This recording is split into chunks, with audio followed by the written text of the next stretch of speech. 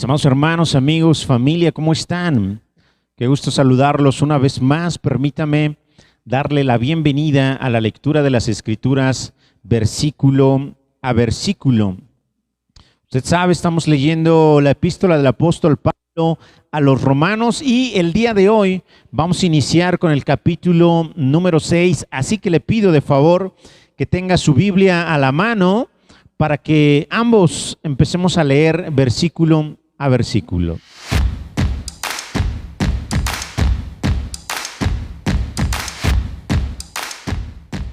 Romanos capítulo 6, versículo 1.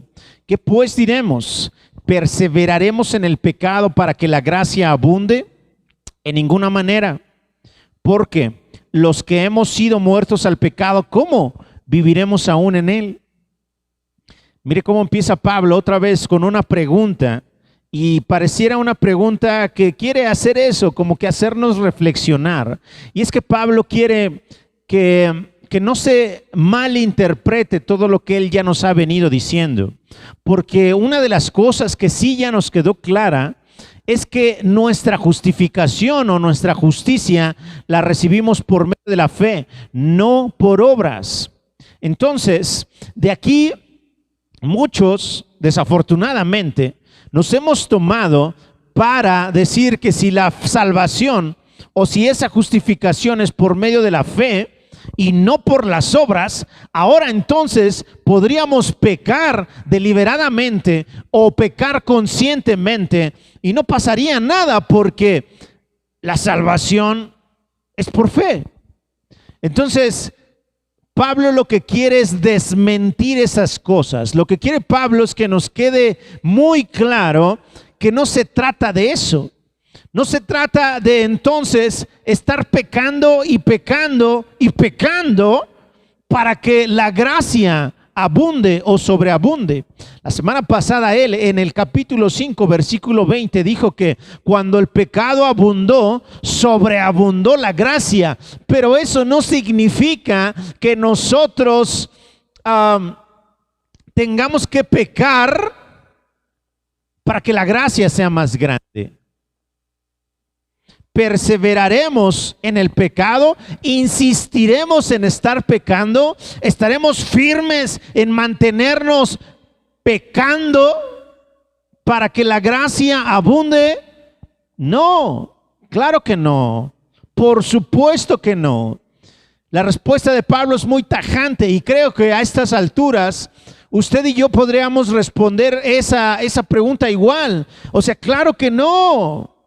Claro que no. No voy a estar pecando para que la gracia sobreabunde. Entonces Pablo lo explica de esta manera. Dice, porque los que hemos sido muertos al pecado, ¿cómo viviremos en él? Entonces usa este juego de palabras. Cuando hablamos de muerte, es inevitable mencionar la vida, porque la muerte es la falta de vida. De alguna manera estamos diciendo que la persona que muere ya no pertenece a este estado o a este ambiente de los vivos. Pablo es lo que nos está diciendo. Nos está diciendo, oigan, no es posible. No es posible que si ya morimos al pecado, continuemos viviendo en el pecado.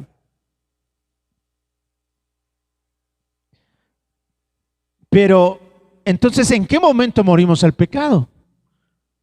Porque Pablo dice, porque los que hemos muerto al pecado, obviamente está hablando de los creyentes, de los que ya reconocieron en Jesús a su Señor y a su Salvador.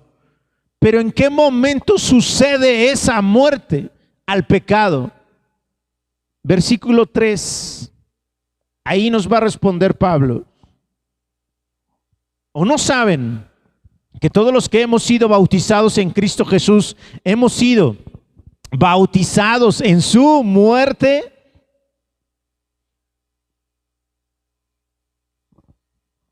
¿Qué significa eso?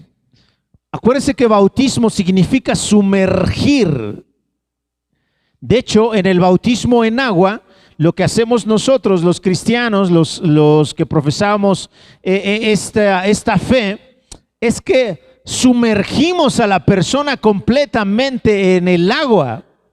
Entonces, cuando dice Pablo que los que hemos sido bautizados en Cristo Jesús, él está hablando de que hemos sido sumergidos en Cristo Jesús. Hemos sido implantados, injertados en Cristo Jesús. Todos los que ya hicimos eso, también hemos sido parte de la muerte, de eso que padeció Jesús en la cruz del Calvario. Entonces, mire ahora, o no saben, está diciendo Pablo, o no saben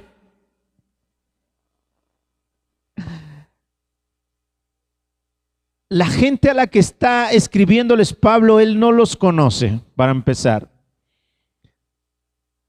Físicamente no se los ha encontrado. Pablo no ha ido a Roma.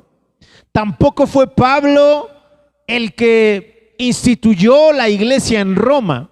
Sin embargo, se atreve a decirles, o no saben. ¿Por qué? Porque él está escribiendo a cristianos que están allá en Roma, cristianos judíos, cristianos que ya deberían saber esto. O no saben que los que hemos muerto, que los que hemos sido bautizados en Cristo Jesús, hemos sido bautizados en su muerte. Entonces, que nos quede claro, mi amado hermano, que nos quede claro que aquellos que hemos sido sumergidos, que hemos sido hechos parte de Jesús, también participamos en su muerte. Y es ahí, cuando somos bautizados en Jesús, cuando somos hechos parte de Jesús, que morimos al pecado. Es ahí.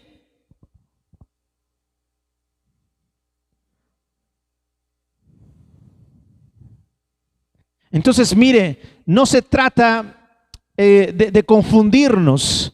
Obviamente, Pablo está usando la palabra bautismo o bautizados, y entendemos y obviamente inmediatamente pensamos en el bautismo en agua, pero acuérdese que el bautismo en agua es un símbolo de algo que ya pasó previo. Eso que ya pasó previo es que somos hechos parte de Jesús, somos sumergidos en Jesús, somos bautizados en Jesús. Entonces el bautismo en agua simboliza esto que ya creímos previo. ¿Eso qué significa? Que el agua en el bautismo no me va a salvar, no me va a limpiar de mis pecados, no me va a justificar. Mire al grado que hemos llegado algunos religiosos. Hemos llegado al grado de decir que no debemos bautizar a nadie en aguas que estén estancadas, en una alberca, por ejemplo. No podríamos, porque como los pecados se quedan ahí en el agua, si otra persona entra, podría contaminarse con esos pecados, por Dios. No, no es el agua la que salva a la gente, ni la que limpia de los pecados a la gente. El hecho de sumergir a alguien en el agua es solo un símbolo de algo que ya pasó, de algo que ya está firme en mi corazón, la fe en Jesús, el ser parte de Jesús, el ser hecho partícipe de la obra redentora que Él hizo en la cruz. Entonces entendamos eso, mi amado hermano. Pablo está hablándonos entonces de ese bautismo en Jesús, de ese hacernos parte de Él, de ese sumergirnos en Él. Entonces ahora mire el versículo 4. Porque somos sepultados juntamente con Él para muerte por el bautismo, a fin de que como Cristo resucitó de los muertos por la gloria del Padre, así también nosotros andemos en vida nueva. No está hablando Pablo de que cuando nos bauticemos en agua va a suceder todo esto, que cuando nos bauticemos en agua vamos nosotros a ser parte de esta muerte y de su resurrección. Eso no sucede en el agua, mi amado hermano, por favor, tengámoslo claro. Eso sucede cuando reconocemos a Jesús, cuando viene el Espíritu Santo y es el Espíritu Santo el que nos bautiza, el que nos injerta en la obra que hizo Jesús en la cruz. Entonces, mire, obvio, esto que pasa en nuestra vida cuando reconocemos al Señor, tenemos que sellarlo y tenemos que firmarlo de alguna manera. Y ese sello y esa firma es a través del bautismo en agua. Entonces, primero somos bautizados en Jesús, somos injertados en Jesús, somos hechos parte en Jesús y luego, como señal, como sello, viene el bautismo en agua, que representa exactamente lo mismo que ya experimentamos de este lado con el Señor. Espero que me esté explicando, mi amado hermano. Todo lo que sabemos que sucede en el bautismo con agua realmente es un símbolo. Lo real, lo vívido, es lo que nos sucede cuando reconocemos a Jesús como nuestro Señor. ¿Me explico? Tenemos el encuentro con Jesús y tenemos que venir a sellar eso. Tenemos que venir a probar eso por medio del bautismo en agua. Entonces, ¿qué está pasando en el bautismo? ¿Qué está pasando en este reconocer a Jesús como nuestro Señor y Salvador? Pues que así como Él fue sepultado y resucitó, así nosotros también vamos a resucitar, o resucitamos cuando reconocemos al Señor y podemos empezar una vida nueva.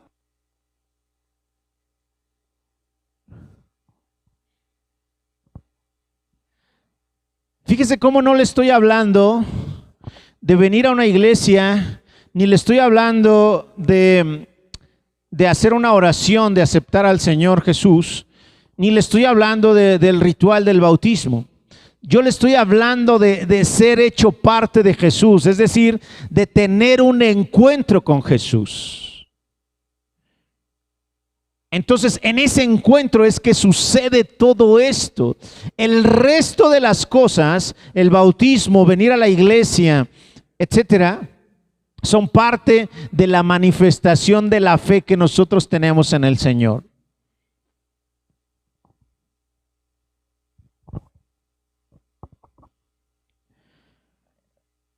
Así como Jesús resucitó, entonces nosotros también somos muertos y resucitados para andar en vida nueva. Y si es una vida nueva, significa que pues yo antes anduve en el pecado y como mi vida es nueva, ya no puedo andar en el pecado. Y esta nueva vida no es un tema de sentirlo como una carga para agradar a Dios, sino debe ser el resultado de haber conocido a Jesús, de buscarlo, de enamorarme de Jesús, de encontrarlo en las Escrituras, de buscarlo en oración.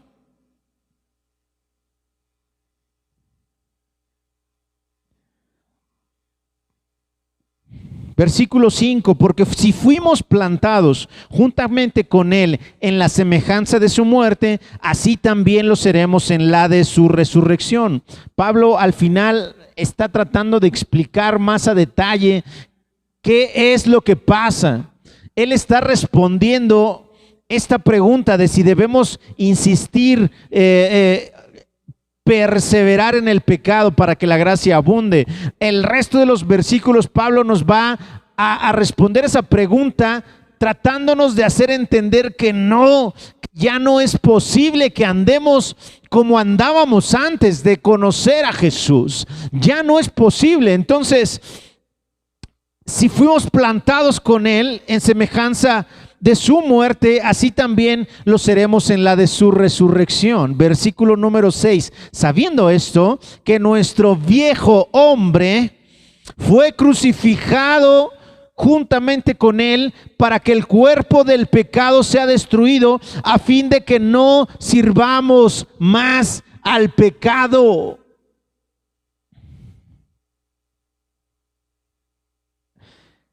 Imagínese que Jesús estaba ahí en la cruz. Lo que hizo Jesús estando ahí en la cruz fue cargar con todo el pecado del mundo. Fue como si Jesús trajera a Nelson y lo metiera dentro de él para que Nelson fuera partícipe de su muerte en esa cruz. Al morir estoy pagando el precio de mi pecado.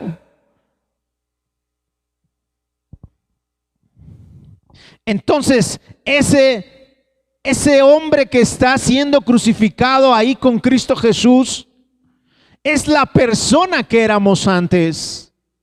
Es el viejo hombre. Pero mire, lo que está sucediendo ahí en la cruz es que el cuerpo, según lo que dice Pablo, para que este cuerpo del pecado sea destruido. Otra versión dice que para que el pecado en el cuerpo sea debilitado.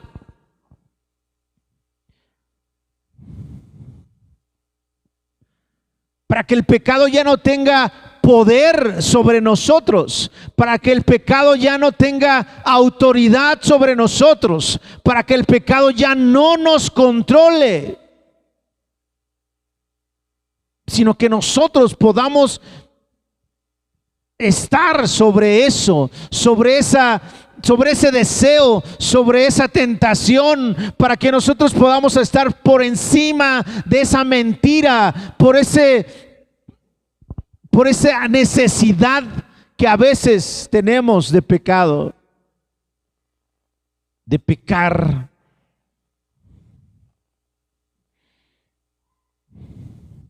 Entonces, ahí en la cruz es donde nuestro viejo hombre fue crucificado. ¿Para qué? Para que ya no sirvamos más al pecado. Es claro que a quien vamos a servir es a Jesús, por la obra tan maravillosa que Él hizo ahí en la cruz del Calvario. ¿Cómo no agradecerle lo que Él hizo por nosotros? En que siendo pecadores, Él vino y muere por nosotros. No le importó nuestra condición, al contrario. Por nuestra condición de pecado, Él vino y da su vida por amor a nosotros. ¿Cómo podríamos ser tan ingratos de seguir sirviendo al pecado cuando Él hizo eso por nosotros, cuando Él dio su vida por nosotros? Me suena a mí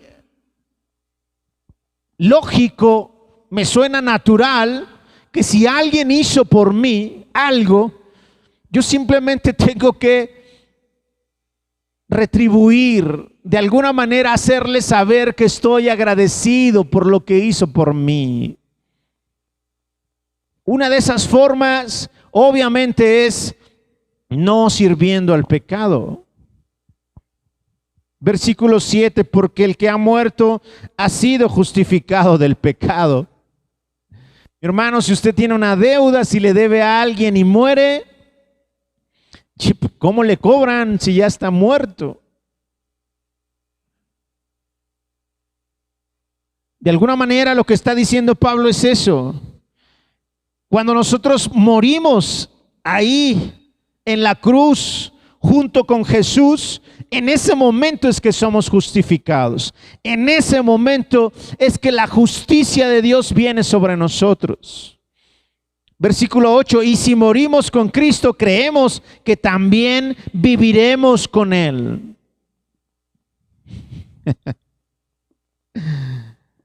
Versículo 9, sabiendo que Cristo, habiendo resucitado de los muertos, ya no muere.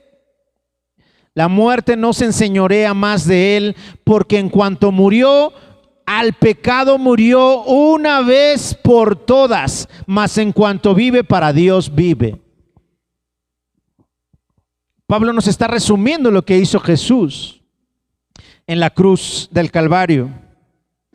Cuando Él resucita de los muertos, ya no hay forma de que muera nuevamente, porque Jesús resucitó para vida.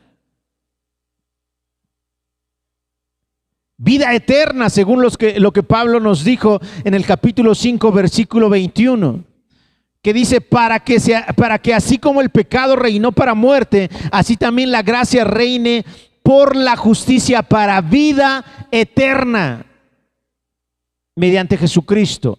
Entonces, si Jesús muere y resucita, resucita para vida y vida eterna, lo que significa que ya no muere. Ya no puede morir una vez más. La muerte no se enseñorea más de Él. Fue algo de lo que platicamos la semana pasada. Dado que Jesús fue expuesto a las mismas tentaciones que nosotros, pero no pecó, la muerte no podía retenerlo. La muerte no podía enseñorearse de Él, porque no había pecado, y si no había pecado, entonces no había muerte. Por eso Jesús se levantó al tercer día victorioso, venciendo sobre la muerte. Entonces ya nos explica Pablo qué pasó con Jesús. Y cuando Él murió, en el versículo 10 dice que el pecado murió de una vez por todas. Mas en cuanto vive, para Dios vive. Ahora, ¿qué nos recomienda Pablo a nosotros con respecto a lo que acaba de decir? Versículo 11. Así también ustedes considérense muertos al pecado. Considérense muertos al pecado. Sepan que murieron al pecado, que están muertos al pecado. Y si están muertos al pecado, ¿cómo vamos a vivir en él? Así también ustedes considérense muertos al pecado, pero vivos para Dios en Cristo Jesús, Señor nuestro.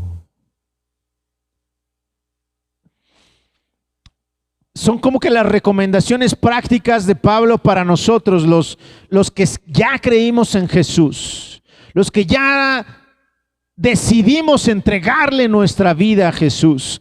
La primera recomendación es que nos consideremos muertos al pecado.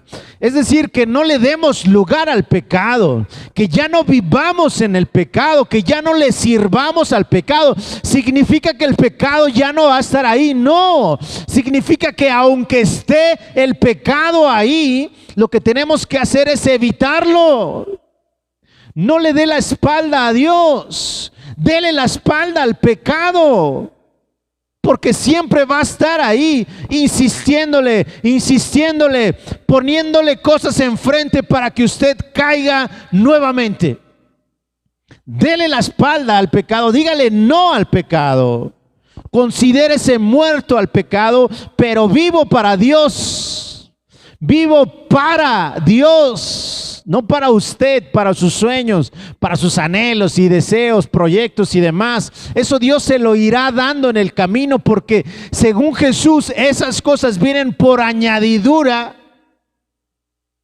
Primero es el reino, buscar el reino de Dios y su justicia, y todo lo demás se viene añadiendo poco a poco. Pero nosotros los cristianos o la mayoría de la gente queremos que primero venga esa añadidura y después empezar a aplicar los principios del reino. Pues no funciona así. Muertos al pecado, pero vivos para Dios, vivos para Él, vivos para sus propósitos, vivos para su voluntad, que es buena, agradable y perfecta, según nos va a decir más adelante Pablo en esta epístola a los Romanos. Versículo 12, no reine pues el pecado en vuestro cuerpo mortal, de modo que le obedezcan en sus concupiscencias. Fíjese, vuelve a insistir Pablo que no reine el pecado. ¿Significa que ahí va a estar el pecado? Sí, ahí va a estar, pero que no reine, que no gobierne sobre nosotros el pecado. Que el pecado no sea el que nos dirija, el que nos diga por dónde sí o por dónde no. El tema es que si usted permite que el pecado reine, será el pecado el que lo obligue a obedecer en sus concupiscencias, en todas esas ideas desordenadas, en todos esos pensamientos equivocados. El pecado hará que usted, aunque venga a la iglesia, aunque ore, aunque lea la Biblia, se desvíe con facilidad. No podemos permitir a estas alturas que el pecado reine sobre nosotros. Considerémonos muertos al pecado. Considerémonos muertos al pecado. Usted se siente incapaz de ir por esa senda que nos están marcando las Escrituras. Pídale al Señor que lo ayude.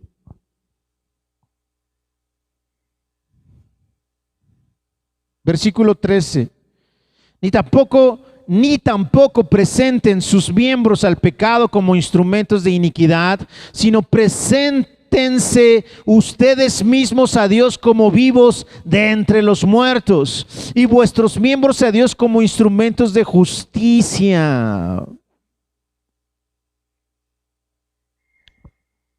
Siempre va a haber dos opciones, siempre va a haber dos caminos, y usted tiene que ser maduro, inteligente y al mismo tiempo agradecido cuando toma sus decisiones. ¿Quiere que su cuerpo le sirva a la concupiscencia, a la iniquidad, al pecado? ¿O quiere que su cuerpo le sirva a Dios como un instrumento de justicia, como un instrumento que lleve la verdad a quien no la conoce?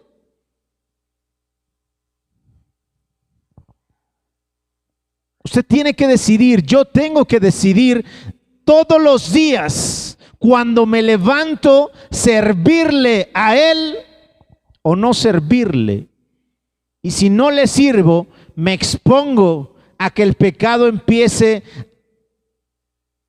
a gobernar y a reinar, primero en mi mente y luego en mis acciones, en mis hechos. Versículo 14, terminamos con esto, mi amado hermano. Porque el pecado no se enseñoreará de ustedes, pues no están bajo la ley, sino bajo la gracia. Qué fuerte declaración, qué importante declaración, mi amado hermano, y es necesario que usted la crea y usted se apropie de esta palabra. El pecado no se va a enseñorear de usted. El pecado no se va a enseñorear de mí, porque le aseguro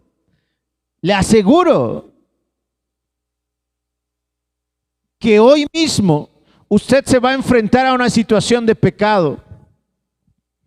Pero frente a esa situación de pecado, usted lo que tiene que hacer es estar firme, no para pecar, no en pecar, sino firme en sus convicciones, en considerarse muerto al pecado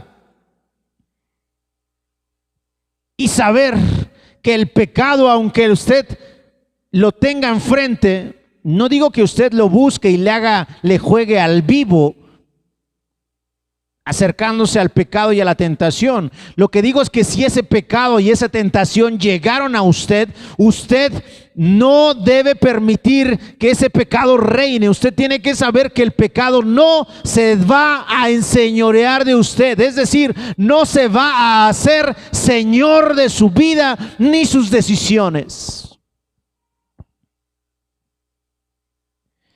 Y eso va a pasar, mi amado hermano, porque usted no está bajo la ley, sino bajo la gracia.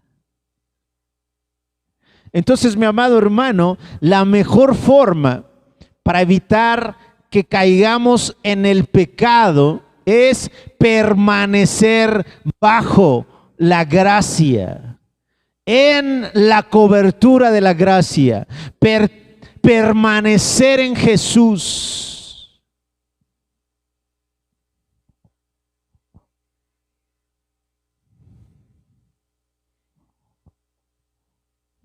Y que cada día, mi amado hermano, usted y yo decidamos tomar nuestra cruz y seguirle. Él nos ha amado tanto que lo menos que podemos hacer es tratar de corresponderle, amándolo de la misma manera que Él nos amó. Oramos y nos despedimos. Padre, gracias por tu palabra, gracias por tu paciencia con nosotros. Porque muchas veces hemos permitido que el pecado reine, se enseñoree de nosotros. Pero Padre, no más. Te pedimos que tu Espíritu Santo venga y nos ayude a caminar conforme a tu justicia y conforme a tu verdad. En el nombre de Cristo Jesús. Amén y amén.